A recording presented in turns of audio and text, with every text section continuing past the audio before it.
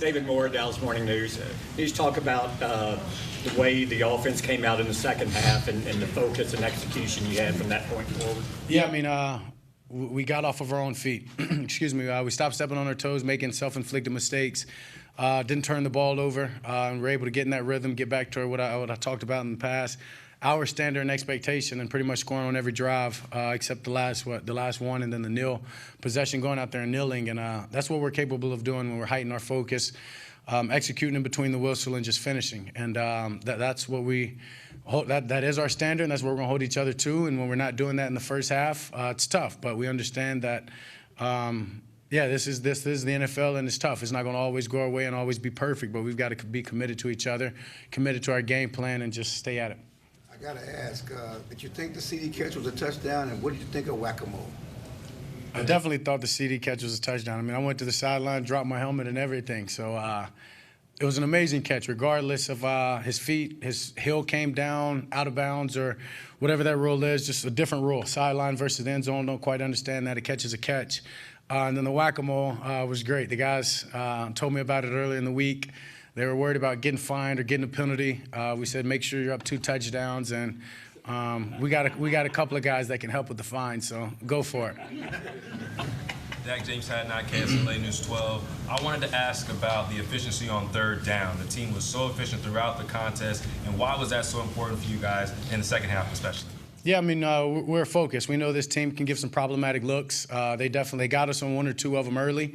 But then we obviously came into the halftime, made some adjustments, blocked some things up, got one-on-ones with our guys, and CD was big on third down, and not just him, the offensive line protecting, and it just goes into us focusing, understanding our job on third down and our responsibility, and then executing, and we're able to do that and get things going, and as I said, got in a roll and we're able to put some points up consecutively. Follow-up, Michael Gallup was big in the first half on third down. So to see him get back and really kind of become more consistent, what does that say about him and where he's at? Yeah, I talked about it last week. He's getting his feet back under him, and at this point, I think they're back under him, making a couple of tough catches, one-on-ones. The non-stop early in the first was a huge catch, and then just continuing that all game long, going back to him. He's showing up. That's who Michael Gallup is, and I'm glad he's gained that confidence back. And yeah, he's dangerous when he's got all that and it's back. Dak, Jory Epstein, Yahoo Sports. You never want to have a game where you throw those kind of interceptions, but historically y'all haven't won most of the games where you've thrown multiple interceptions. What does it show to be able to come back from that? How important is it to make sure y'all can rebound like that? Yeah, just understanding, as I've talked about, I'm going to be aggressive at times. Obviously, the first one was a close snap, thinking free play. I knew that it was close, didn't know if the flag came out or not. Tried to make a safer throw to the sideline. Guy just made a great play. I can't necessarily put the team in that position. And then at the end of the second half, just a little bit behind CD, but honestly, in a sense, where I wanted to go with the ball, kind of a bang-bang play. And I mean, most of the time that ball's dropping to the ground. However, it bounces up. Just bad luck on my part. But I've got a risk versus reward. And just it says a lot about the resiliency of the team, of just sticking with it. Defense telling me, hey, we got your back, keep rolling. Offense understanding that those are 2 throws, and we're moving the ball just fine, but we're self-inflicted mistakes. So as long as we didn't do that, I wasn't too aggressive, and then we got the thing rolling. One more. On that note, the tight ends had 3 touchdowns over 80 yards today. When you think about how they've increasingly become more prominent in the offense, at what point in the season or in the offseason did you realize that was going to be a plan, and how effective has it been? Yeah, I'd say in training camp, obviously having the relationship with Schultz, I guess you can go that into the offseason, realizing how much time we spent together, my trust in him, and then getting into training camp and seeing those young guys take on the responsibility, their roles, and do it with such confidence and eager to give them more and want to make more plays. 2 confident young guys, and they just went out there tonight and showed up. I mean, you've got Ferg jumping over people and making play after play. Peyton on the end around. They're just talented guys, and we've got to keep continuing to get those guys involved. And yeah, it's fun. It's fun to see them get that whack-a-mole. I think that just speaks on the personality of the room and how much fun they're having and enjoying their jobs. Dak, were you aware that you tied Roger Staubach with 10 consecutive victories over the Giants, most with the Cowboys, and I think Sonny Jurgensen or some other older quarterback has the most, tied with 10? And how does it mean to you? Does it mean anything at all, and were you aware of it? I was not aware of it. I've been very aware that that was my only 2 losses my rookie year, and have kept that at the forefront of my mind since. But yeah, I mean, stats are meant to be broken. Stats are that's part of it. That's part of the game. But this isn't just me. That speaks to the defense. That speaks to the offense, special teams. Us as a team just continuing to lock in on division opponents, understanding what we have ahead of us, knowing that those guys draft and try to combat our offensive line, loading up the D-line. It's just special, obviously, just to continue to dominate one team. But as I said, that's not just on me. That's a kudos to this organization, honestly. Quick follow-up. Vintage Ezekiel Elliott today. Can you talk about Zeke's game today? I mean, that's Zeke, vintage or not. I mean, to me, that's Zeke every week. A guy that'll do anything that he needs to do to help this team win, whether it's pass protection, whether it's running, whether it's the dirty work, being physical. I saw a quote, Zach Martin said he's the epitome of this team, and I definitely believe that. Just with his physical play style, his willingness to do anything.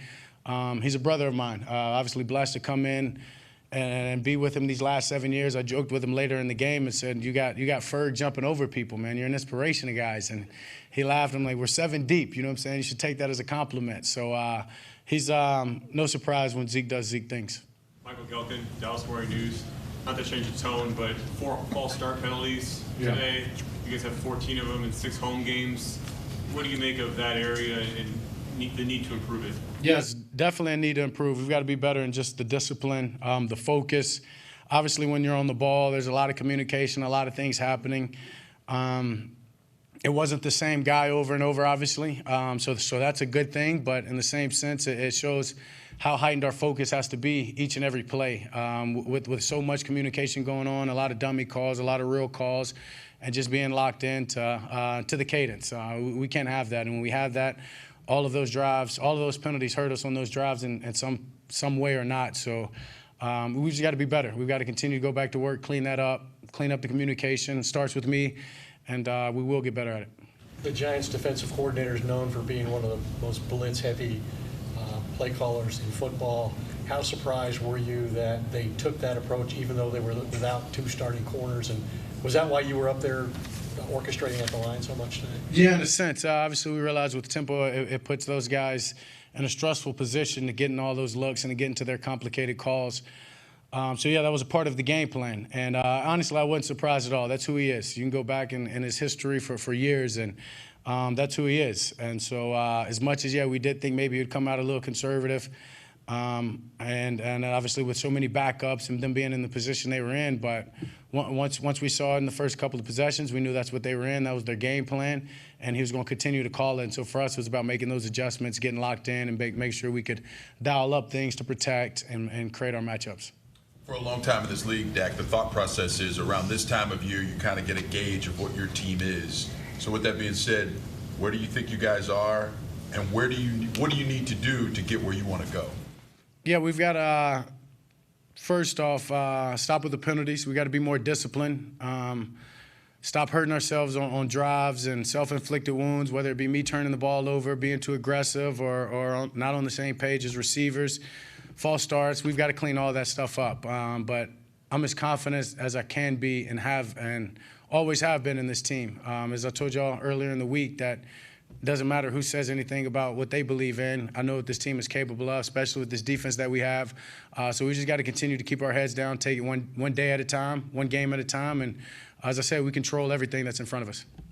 Dak, Todd Archer of the ESPN. How expansive can you guys get with this tight end, the multi-tight end looks that you guys have? Yeah, I mean, with those guys being as talented they are, some different guys, faster guys, bigger guys, whatever it is, we can change some things up, get into some different looks, spread it out, come back in, you know what I'm saying, tight formations, run the ball, play action off of that. But that's all a good problem for Kellen, you know what I mean, to sit back and to get in the lab and to figure out the matchups that we can create. And I know he's going to do exactly that. For Star Telegram, Jerry Jones told us he talked to Odell today. Do you increase the recruiting pitch this weekend? He talked to him today? He's not stopping, which is good.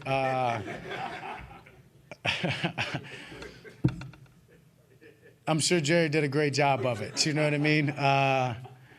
Yeah, I'm going to enjoy this bye weekend, maybe send a message or so, but I'm confident in the guys we have. As I've told y'all, it would help, obviously, having a guy like that, but we've got some great players in that locker room, some guys that are hungry, there's guys that want to make plays.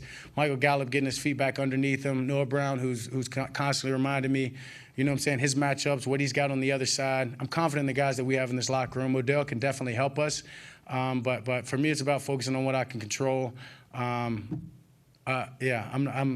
I feel like I've let it be known that he could help, but I'm not going to sit here and, you know what I mean, continue my time. I'm focusing on what we have in this locker room and these guys and just making sure I can control, and we continue to get better.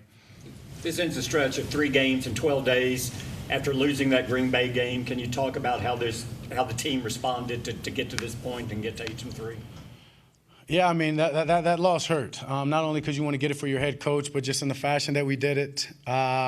Up a couple of touchdowns, losing the lead, then going in overtime, not able to convert, 3rd down, 4th down, giving 12 back the ball and him going to make plays and beating us. Yeah, as I told y'all, we wanted to respond, and we did that last week. We were able to get off of our own feet in that first half, come back in the second half and respond to our own standard and expectations. So just proud of these guys, just keeping their head down, focusing on ourselves, focusing on how great we can be, and just trying to lay a perfect brick each and every play. Dak, Haley Sutton, DallasCowboys.com. It feels like you guys are playing your best football coming out of halftime in the 3rd quarter. Is it conversations in the locker room, or you guys are just feeling refreshed in that 3rd quarter? What's kind of standing out and helping you guys? I think that's a compliment to the whole staff and just to the whole team, honestly. Good in the first half, you see what people want to do, how they're trying to play us, whether it be offense or defense. Coaches are making fine adjustments, getting in, letting us know what they think, what we need to do moving forward, us guys communicating out and then going and executing. And as I said, that's credit to not only the staff, but to just the whole team of everybody being locked in, making adjustments, staying committed to that, and believing in ourselves, and understanding how great of a team that we have. But, yeah, so it's impressive when we're able to do that. We'll go to Jory and then finish with Michael. Dak, you talked recently about the importance of laying these bricks. What was today's brick laid, if anything, and how can y'all propel with it?